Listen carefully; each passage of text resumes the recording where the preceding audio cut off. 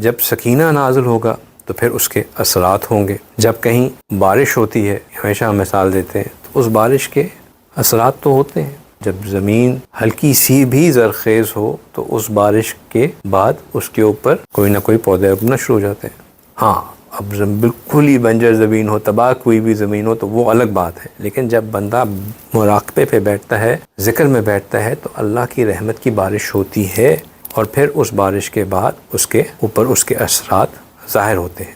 اب کچھ ساتھی ایسے بھی ہیں جو آ کے یہ کہیں کہ جی مجھے تو کوئی کیفیت محسوس ہی نہیں ہوتی ہے. میں نے ابھی ایک لمبی لسٹ گنوائی نا کہ بہت سی سٹیٹس ہیں، ضروری نہیں ہے کہ صرف ایک چیز ہو، کئی چیزیں ہو سکتی ہیں. اللہ کی محبت میں اضافہ ہونا، سکون کا آنا، ٹینشن کا دور ہو جانا، ہمت کا بڑھنا، strength to take on odds ان کا بڑھ جانا، نیند کا آ جانا، یہ ساری چیزیں کیفیات کا حصہ ہیں. کوئی یہ سب ایک مجموعی طور پہ بھی کیفیات ہیں اور انڈیپینڈنٹلی بھی کیفیت ہے. اگر کوئی بندہ کہے کہ جی مجھے تو کیفیت ہوتی ہی نہیں ہے، اگر کچھ لوگ ایسے ہوتے جی ہم جتنا بھی ذکر کر لیں کوئی کیفیت نہیں ہوتی. اگر یہ سچویشن ہے کہ کوئی کیفیت ہوتی ہی نہیں ہے تو اس کا مطلب ہے کہ some thing is wrong some where, کہیں نہ کہیں کچھ نہ کچھ گڑبڑ ہے، اور معمولی سی گڑبڑ نہیں ہے، مطلب ایک اچھی خاصی بڑی گڑبڑ ہے.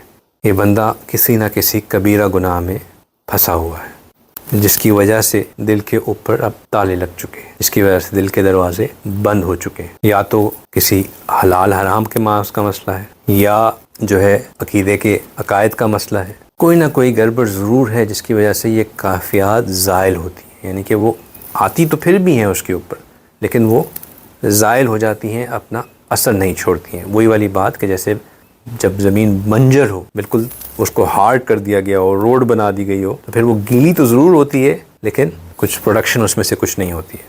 تو کتابوں میں بہت زبردست ایک واقعہ لکھا ہوا ہے. کس کے متعلق لکھا ہوا ہے؟ امام ربانی مجدد الافسانی رحمہ اللہ کے بارے میں. ان کے خادم تھے، انہوں نے آ کے ریکویسٹ کی کہ حضرت میرے ایک بھائی ہیں، ان کا آخری وقت ہے، اگر آپ آ کے ان کے اوپر کچھ توجہ ڈال دیں، آخری لمحوں میں اللہ سبحانہ تعالیٰ ان کے ساتھ خیر کا معاملہ کر دیں گے، کلمے کے اوپر موت کی توفیق مل جائے گی، آسانی ہو جائے گی.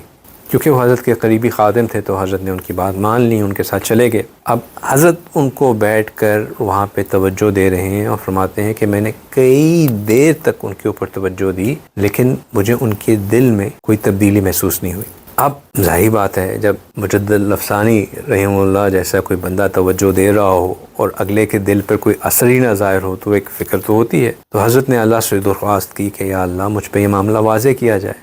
تو فرماتے ہیں کہ اللہ نے مجھے الہام سے واضح کیا کہ اس بندے کی جو صحبت ہے وہ بد عقیدہ لوگوں کے ساتھ ہے، اس کا بندے کا بیٹھنا کفار کے ساتھ ہے، ان کے ساتھ دوستی ہے، ان کی رسوم میں اس کی شرکت ہے، اور نہ صرف شرکت ہے بلکہ ان کو ماننا اور ان کے ساتھ ان کو انجوائے کرنا ہے. تو اس کی وجہ سے اس کے دل پر اثر نہیں ہو سکتا. کس کا اثر نہیں ہو سکتا؟ مجدد الافسانی رحمہ اللہ جیسے بندے کا. بہت ہی فکر والی بات ہے کہ بعض اوقات انسان اپنی حرکتوں کی وجہ سے دل کو ایسے بند کر دیتا ہے کہ پھر بہترین سے بہترین معالج بھی اس کا علاج نہیں کر سکتا.